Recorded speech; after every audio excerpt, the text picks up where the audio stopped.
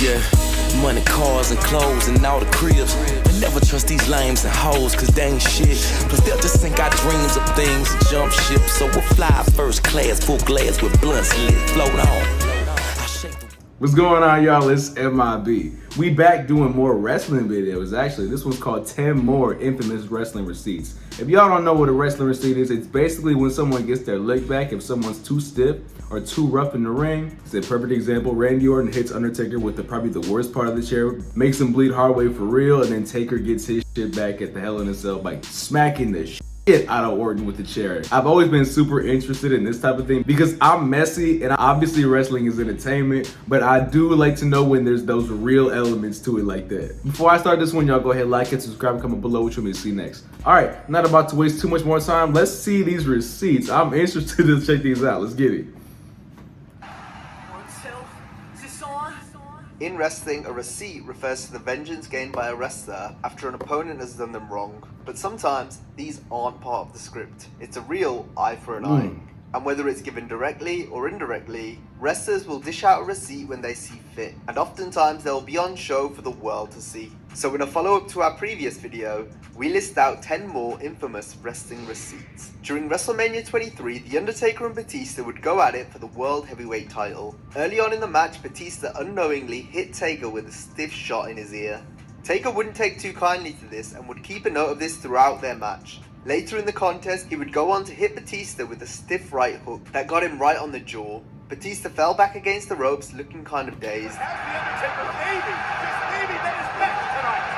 Initially, he thought it was a slip from the veteran, but as he came back to throw the next punch, Taker would be sure to let him know that it was a receipt for breaking his eardrum earlier in the match. Batista would apologize, however, and they went on to have one of the best matches on the card. I do want to watch that one back because I've watched that one a few times, but I've never really noticed that one or like taken that one to be a receipt. But from what I know, besides the Chris Kanyon thing, Undertaker's been a little bit more professional with his receipts. Correct me if I'm wrong, please.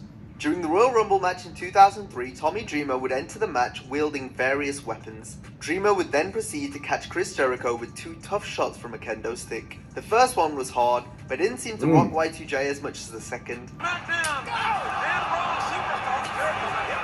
Jericho would then get his receipt back on Dreamer via a trash can lid and then a kendo stick shot of his own. Hold on, wait. Let's go back to that shot by Jericho. You could tell there was some anger behind that one. Jericho would then get his receipt back on Dreamer via a look at the way he swung that thing. Kendo stick shot of his own.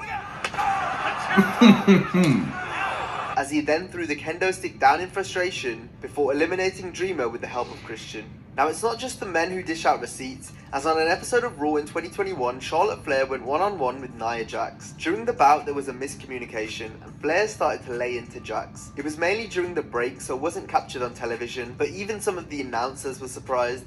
This is getting ugly! Sure enough, Jax had enough and in her own words thought, fuck this, and proceeded to give Charlotte a two-piece that rocked Flair back a bit. Charlotte Flair does not have an answer for Nia. Nia's gonna mold a queen. After the altercation, they got back on track and finished the match, but it was definitely intense to say the least. Next we have an example of someone picking up a receipt for someone else, and this occurred during the 2019 Hall of Fame ceremony. As whilst Bret Hart and Natalya were giving their acceptance speech for the Hart Foundation, a fan would run through the crowd and grab Bret from behind, thus tackling the Hitman and Natalya to the ground.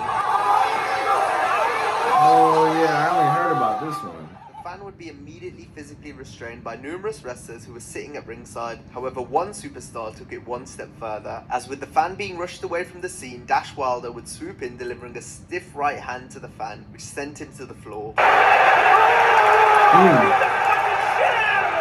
Honestly, well deserved though. If you gonna run up and put your hands on someone else, not only in general, but at the Hall of Fame, you deserve what's coming to you. Just imagine paying a ticket just to do some dumbass shit like that. Some of these people are a little bit more than embarrassing.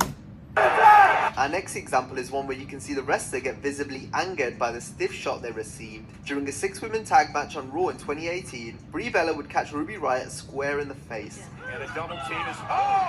Brie appeared to apologize, but as could be seen from Riott's reaction, she only had one thing on her mind, and that was to give Brie her receipt. And this would come as a result of a quick kick to the shoulder. It's been a non-factor since the early goings of the match. Yeah, when Brie kicked her in the face. Wrestlers hitting each other for real can lead to a match breaking down, and this is what happened happened when the Great Antonio took on Antonio Inoki in 1977. At first, the Great Antonio began to no-sell Inoki's offense. This will have already angered the Japanese legend, but it was some hard gloves to the neck that was the final straw for Inoki, who then proceeded to let rip at the Great Antonio with some slaps and stiff kicks that ended up drawing blood.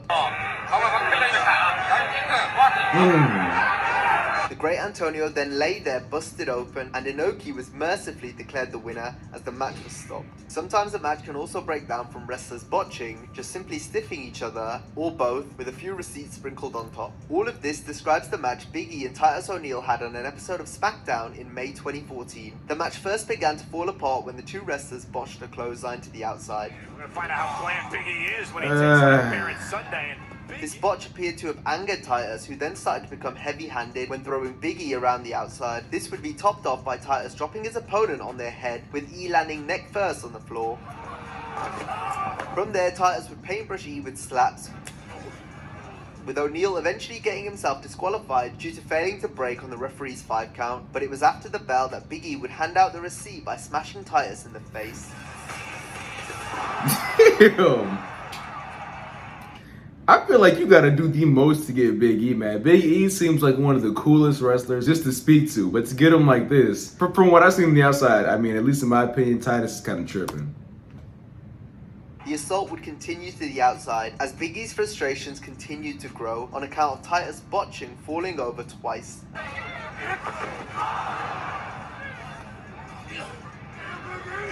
Eventually, Big E stood over Titus in the ring, following a true train wreck of a match. Back in 2005, Rene Dupree... Oh, this one I know about. I think this one was on a house show. Even as a kid, I just couldn't like Hardcore Holly. And then the older I get, I understand that's probably justified because the more you listen to stories, the more you realize this man is a dick. I thought him hating newer wrestlers was only a part of the character. When I found out this was real, I just felt so weird about Hardcore Holly as a person. This one, just wait to hear about this one. The travel partner to Hardcore Holly and Billy Gunn, but he made the grave mistake of crossing Holly when he violated some rules by driving a car in Holly's name. Holly had to go to court after receiving a violating ticket and decided to take his anger out on Dupree.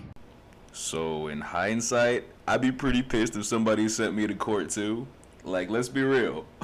But I'm not so sure if beating the man's ass, like, unprofessionally was the way to go about it. I feel like y'all should just, like, fight backstage or whatever. So on a house show, Holly and Charlie Haas were set to face Dupree and Kenzo Suzuki in a hardcore rules match. Holly started to shoot on Dupree, which included hitting him with real punches and kicks, and smacking him with a chair, which made his eye swollen. He then went on to beat him backstage later on as well. Well, during the match, right, I fed for his comeback, and he lit me up right in the eye, right? And as soon as he did, my eyes swole up, like, right I away. remember how big it got. He put a wall up on you, man, not just in the match, but afterward.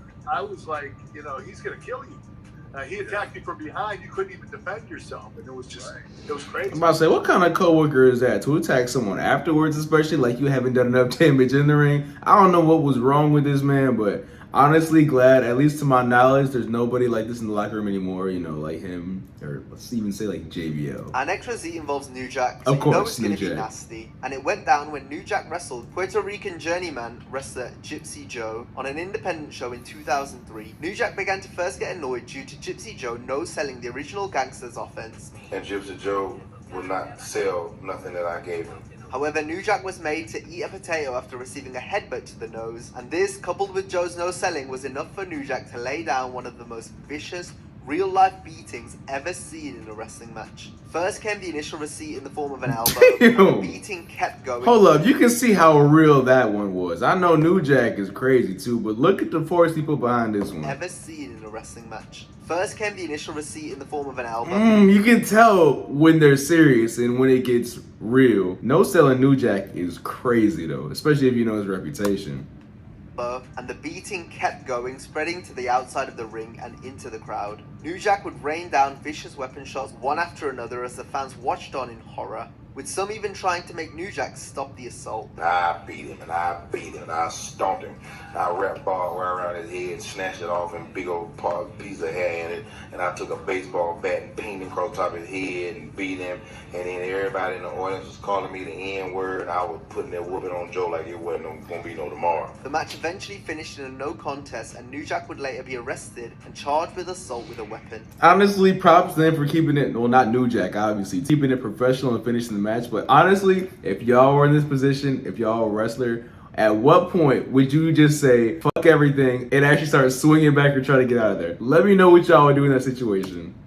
Receipts can sometimes be given out multiple times as wrestlers look to continue to get their revenge on their opponents. This was what happened during Scott Hall and Kevin Nash's tag team feud with the Nasty Boys in 1996. The first beating took place before the November 18th Monday Nitro, as Hall and Nash attacked the Nasties with chairs. The aftermath was shown at the start of Nitro, with stills being shown later in the broadcast. The Outsiders didn't hold back in taking out Knobs and Sags. Sags in particular would be on the end of a vicious chair shot, which ended up hurting his already injured neck. This fueled the fire when it came to the two teams' feud, as the Nasty Boys had previously been forced to take pay cuts due to WCW's dwindling business. But since then, Hall and Nash had arrived on the scene, each earning upwards of $750,000 per year. Two backstage altercations and a stiff back and forth house show match later, and the two teams collided again at the World War III pay-per-view in a tag match, which also involved Meng and Barbarian, with Hall having lost a tooth in their previous live event brawl, and Knobs sporting a bandage covering up a cut from the same match, which would then be reopened as the teams clashed again here. All four men would go right at it from the start, and it remained a hard-hitting encounter throughout. I was gonna kill him.